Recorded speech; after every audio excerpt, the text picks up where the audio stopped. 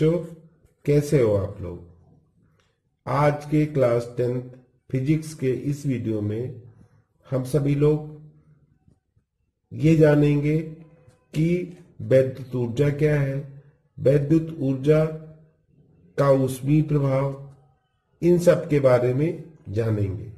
पिछले वीडियो में मैंने आपको वैद्युत विभव, विभवांतर, प्रतिरोध, प्रतिरोधों का संयोजन, इसके बारे में बताया था और उससे संबंधित आंकिक प्रश्नों को हल कराया था।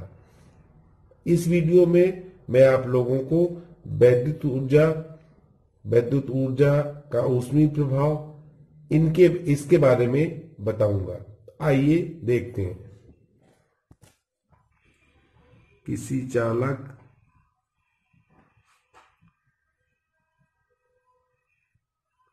चालक में Q कूलाम आवेश, हमने ये दिखा दिया, Q कूलाम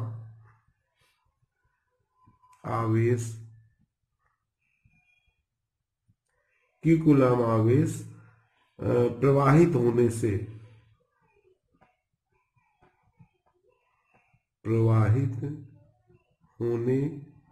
से W जूल कार्य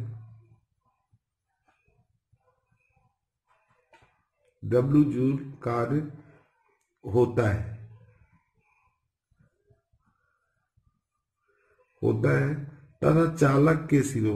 तथा जो चालक है, चालक के सिरों के बीच विभवांतर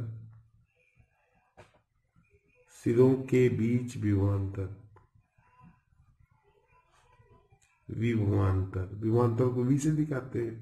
विभवांतर तो V मान लेते हैं, V है।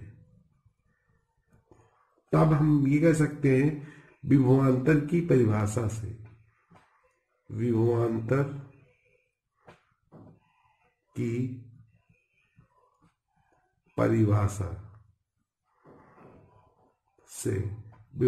परिभाषा क्या बताया था मैंने।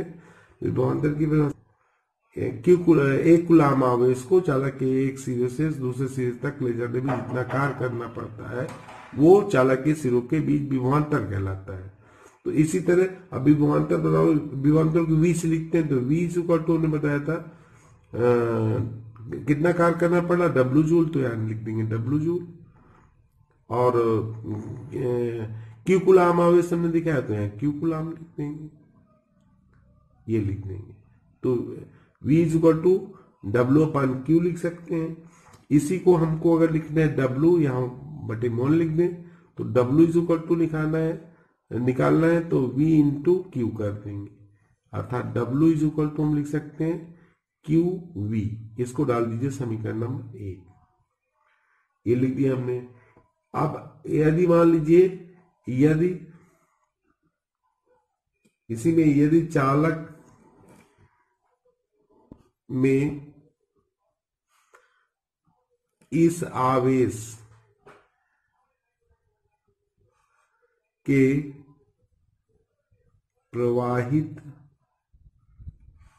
होने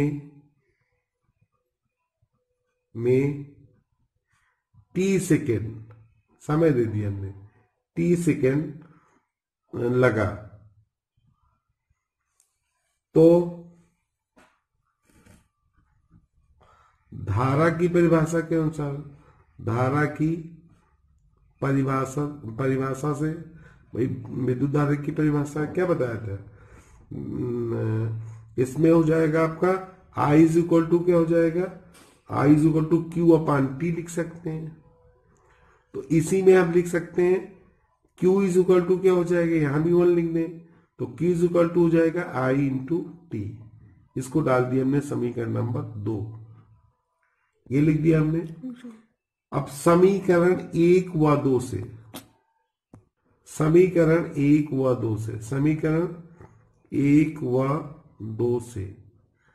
अब 1 2 को मिला दें हम। देखो पहला है W equal to Q into V और यहाँ Q का मान I इंटू T आ गया, तो हम इसको लिख सकते हैं W is equal to VI T।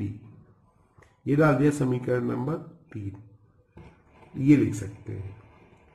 तो जो समीकरण नंबर 3 है, समीकरण नंबर 3 से किसी चालक में प्रवाहित धारा द्वारा किए गए कार्य की गणना इसी से की जाती है।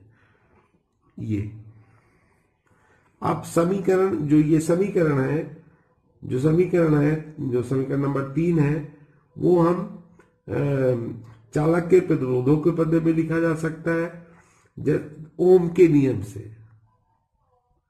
ओम के नियम से ये हो गया ओम। तो V इज इक्वल टू होता है IR, V is equal to IR। तो इसी को हम लिख सकते हैं, देखिए W इज इक्वल टू है VIT होता है। अब इसी को लिख सकते हैं व्यय वैद्युत ऊर्जा है, W इज इक्वल टू हो जाएगा। अब इसी में V is equal to IR है, तो V की जगह IR लिख देंगे, IR इंटू T, ये लिख दिया। तो क्या हो जाएगा, W इज इक्वल टू हो जाएगा I स्क्वायर RT, इतने जूल लिख सकते हैं।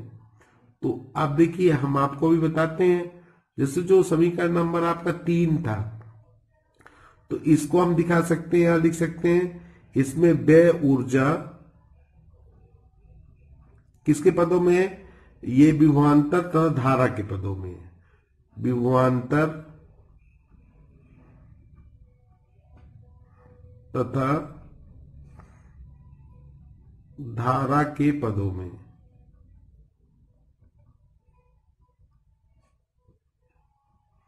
ये भी जो ये समीकरण नंबर आपका ये हमने 3 दिखाया था, जो ये समीकरण बना आपका, ये समीकरण नंबर, हम इसको समीकरण नहीं लिखते क्योंकि इसी के भाई ये जो है धारा व्यय वैद्युत ऊर्जा ही है और धारा और प्रतिरोध के पदों में। यहां लिखेंगे व्यय ऊर्जा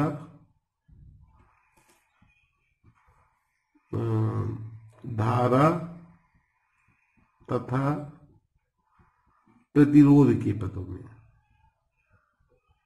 प्रतिरोध के पदों में, ये हो गया आपका। और इसी प्रकार हम ओम के नियम से पुनः ओम के नियम से फिर लिख दें। तो अब हम लिख सकते हैं V is equal to IR होता है। ये अगर हम I निकाल लें तो I इज इक्वल टू क्या हो जाएगा, ये R बटे में आ जाएगा, गुणे में बटे में V अपान R हो जाएगा। अब इसको समीकरण 3 में रख दें, तो समीकरण 3 क्या था हमारा, W is equal to VIT था। तो अब इसको हम लिख देंगे W is equal to V की जगह V ही रहने दीजिए, इसकी जगह I की जगह V अपान R लिख देंगे इंटू T। तो ये क्या बन जाएगा, V स्क्वायर T अपान R। तो ये जो है अर्थात हमारा फार्मूला क्या हुआ, W इज इक्वल टू हो गया V स्क्वायर T अपान R। तो ये भी व्यय ऊर्जा का फार्मूला है, इसी से ज्ञात करते हैं। लेकिन ये किसके पदों में है, तो यहां लिख सकते हैं, देखिए विभवांतर और ये क्या है, प्रतिरोध है। तो ये विभवांतर तथा प्रतिरोध के पदों में यहां लिख सकते हैं व्यय ऊर्जा विभवांतर तथा प्रतिरोध के पदों में, प्रतिरोध के पदों में ये लिख देंगे। तो ये हो गया। तो इस तरह हमारा जो फार्मूला बना उसको हम एक साथ लिख सकते हैं। देखिए W इज व्यय वैद्युत ऊर्जा अगर निकालना है तो एक तो फार्मूला था VIT, ये लिख दें V into I into T, एक ये हो गया। इसी को हम लिख सकते हैं, ये भी धारा और प्रतिरोध I स्क्वायर R लिख सकते हैं, I स्क्वायर RT था, I स्क्वायर RT T भी लिखेंगे।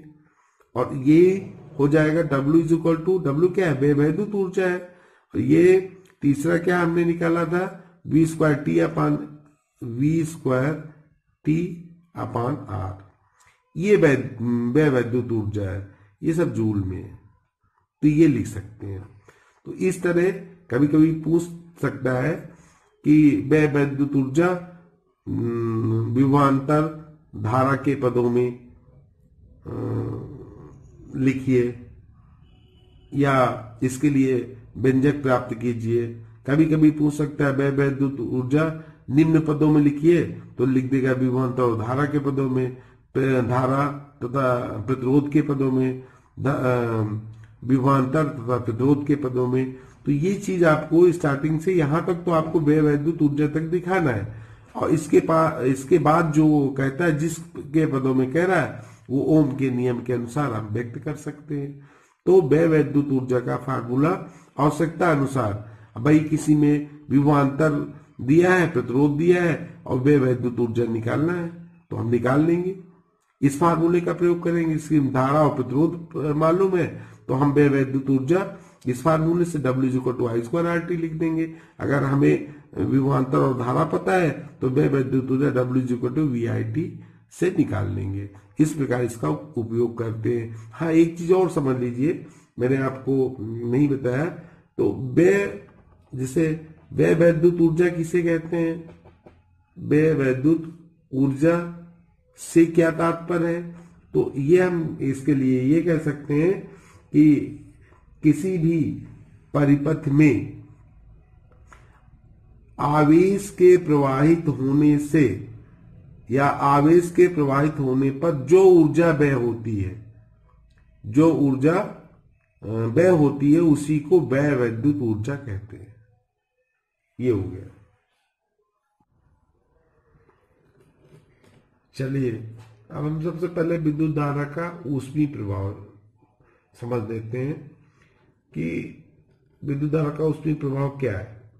विद्युत धारा के प्रवाह के कारण किसी चालक के ताप में वृद्धि की घटना को, जो वृद्धि होती है ताप में, उसकी घटना को विद्युत धारा का ऊष्मीय प्रभाव कहते हैं। ये होता क्यों है? जब किसी चालक में इलेक्ट्रॉन गति करते हैं, भाई चालक में इलेक्ट्रॉन गति करते हैं तो ये चालक में उपस्थित परमाणुओं से बार बार टकराते हैं। इस प्रक्रिया में गतिशील इलेक्ट्रॉन अपनी गतिज ऊर्जा का कुछ भाग परमाणुओं को स्थानांतरित कर देते हैं। ऊर्जा के इस स्थानांतरण से चालक के परमाणुओं की गतिज ऊर्जा बढ़ जाती है, जिससे संपूर्ण चालक का ताप बढ़ जाता है और ये क्रिया निरंतर चलती रहती है। इसलिए जो चालक है उसका ताप बढ़ता जाता है, अर्थात विद्युत धारा के प्रभाव से पदार्थ में ऊष्मा उत्पन्न होती है। अब आइए देखते हैं चालक में उत्पन्न ऊष्मा की गणना। इसके लिए क्या कैसे निकालते हैं, उसकी चालक में उत्पन्न ऊष्मा की माप कैसे ज्ञात करते हैं, उसके लिए मान लीजिए माना किसी चालक, मान लीजिए कोई चालक है, किसी चालक का प्रतिरोध, हम मान लें का प्रतिरोध R, प्रतिरोध को R से दिखाते हैं तो वही मान लेते हैं R ओम है, R ओम है, तथा इसके सिरों के बीच, इसके सिरों के बीच जो विभवांतर है उसको V से दिखाते हैं तो वही मान लेते हैं सिरों के बीच विभवांतर हमने दिखा दिया V वोल्ट है। V वोल्ट है यदि चालक में I एम्पियर धारा, I एम्पियर धारा को I से दिखाते हैं तो I एम्पियर धारा, I एम्पियर धारा T सेकेंड, समय को T से दिखाते हैं, T सेकेंड तक प्रवाहित की जाती है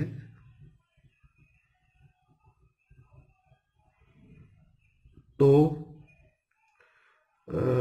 चालक में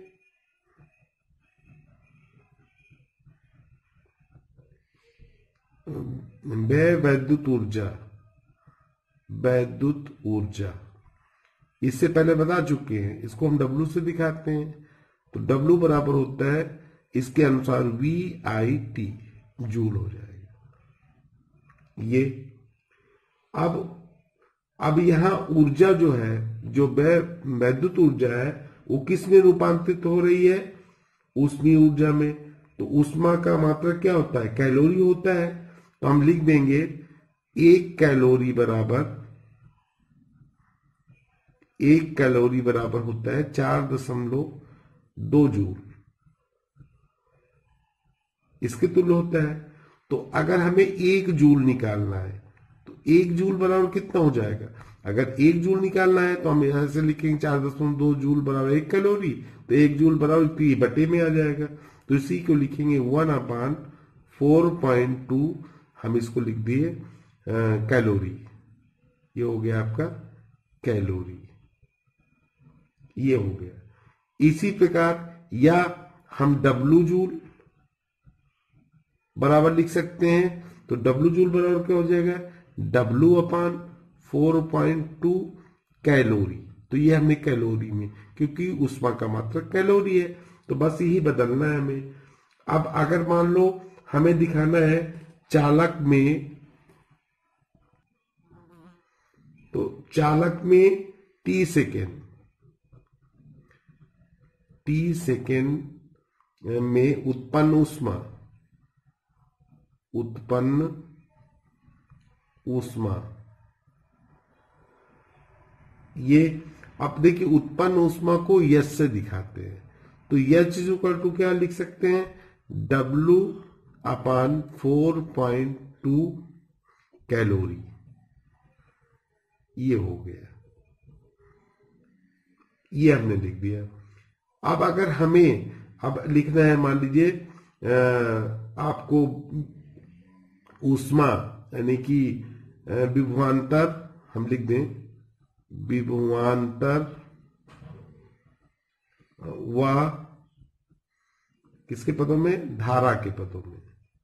धारा के पदों में हम लिख दें क्या? उत्पन्न ऊष्मा। तो H = हो जाएगा, तब हम लिखेंगे VIT, जो व्यय ऊर्जा थी उसी हमारी VIT थी, इसी में 4.2 से भाग दे दिया, तो ये किस में हो गई? कैलोरी में हो गई, कैलोरी हो गई। अगर हमें किसके पदों में लिखना है? विभवांतर व प्रतिरोध के पदों में, प्रतिरोध के पदों में। ये तो व्यय ऊर्जा मैंने आपको बताया था, W = क्या बताया था? V²। भाई हमको विभवांतर और प्रतिरोध के पदों में लिखना है। तो देखिए हमने बताया था W = V² T/R, ये बताया था, इतने जूल बताया था। अगर इसी को कैलोरी में लिखना है तो हम लिख देंगे H = फिर लिखेंगे V² T/4.2 × R, ये लिख देंगे। ये किस में हो गया? कैलोरी में हो गया, ये हो गया। तीसरा, अगर विभवान हमको लिखना है उत्पन्न ऊष्मा किसके पदों में? विद्युत धारा व प्रतिरोध के पदों में।